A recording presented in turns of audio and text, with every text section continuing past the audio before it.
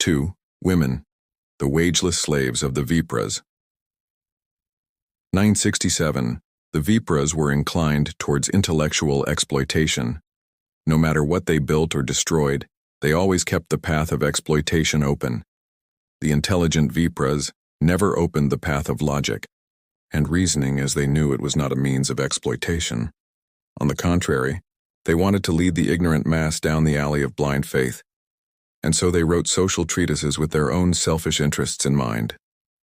Without using logic or reason to support their statements, they continued indulging in pedantic religious injunctions.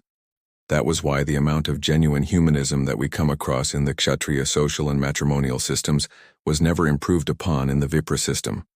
Rather, what we got there was merely a coating of religious bigotry and fanaticism.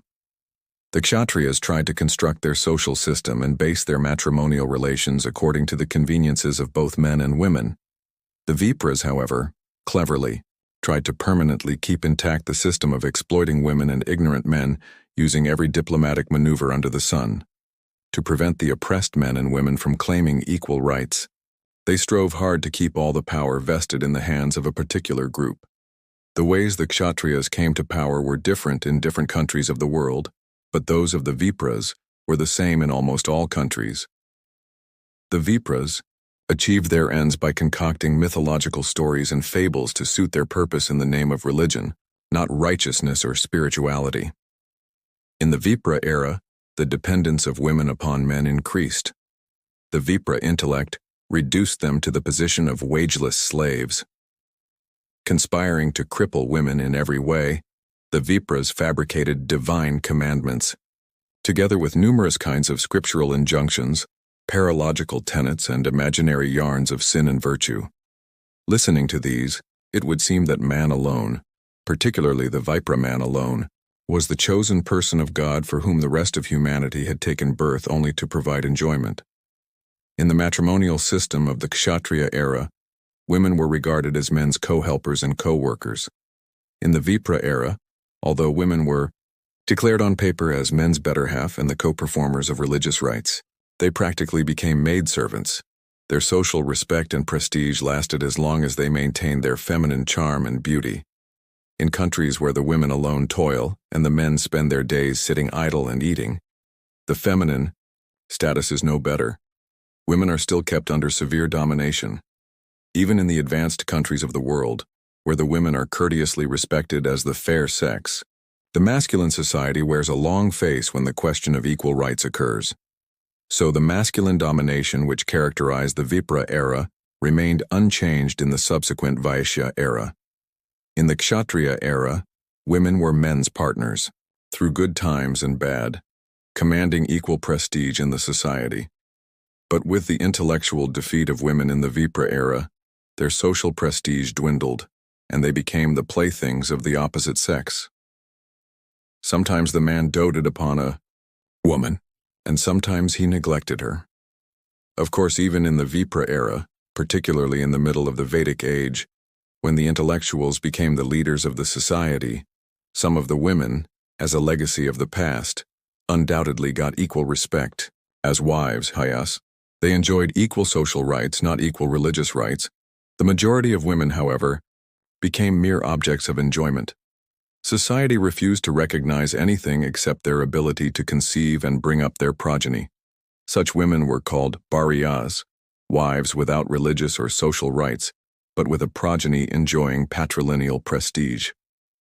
The opportunists declared unambiguously, putrarthe kriyate bharya, women are the childbearing machines.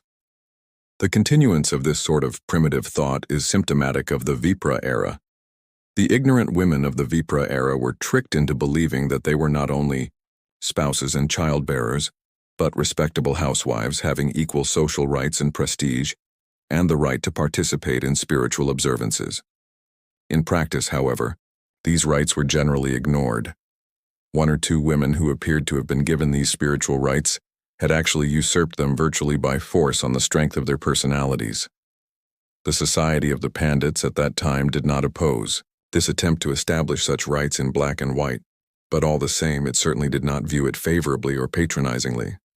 However, Those women subsequently commanded great respect, and still do today. Of course, it has always been a fact that nobody gives anybody rights on a platter.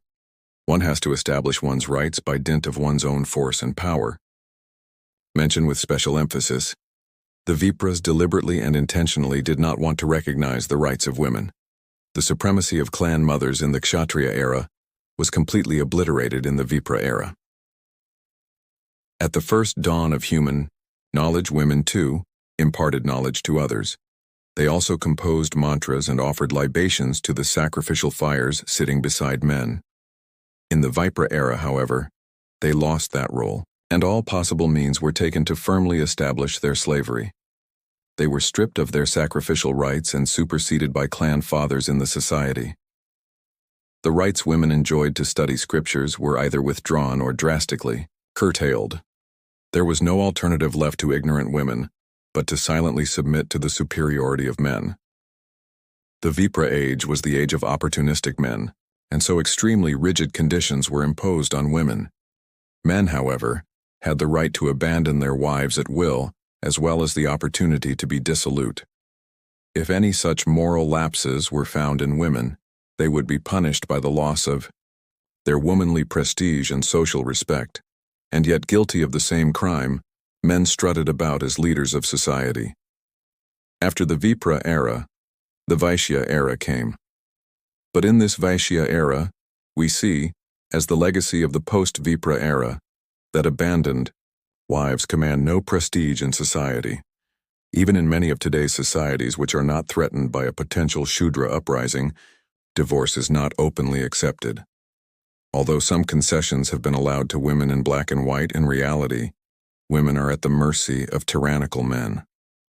In the Vipra era, due to loss of women's prestige, economic hardship, and other environmental causes, prostitution as a profession came into being for the first time. It did not develop in either the Shudra or Kshatriya era. Individual depravity may cause a certain amount of licentiousness, but it is certainly not the reason for the emergence of a large number of prostitutes. The iniquity or sin of this lewd profession is the creation of the selfish Vipras. Later I shall discuss this subject at length. In the Kshatriya era, women were considered as men's precious wealth. Although women did not have the same rights and privileges as men, they commanded considerable social prestige. But in the Vipra era, women were relegated to the status of animals and cattle. They became mere household necessities. In the Kshatriya era, women were regarded as the pleasurable objects of the valiant, and abduction of women by strong men was considered an act of piety and virtue. But in the Vipra era, the trend changed, and women became playthings. Without husbands, they lost their very existence in society. In some countries, more than one woman was compelled to be subservient to one man.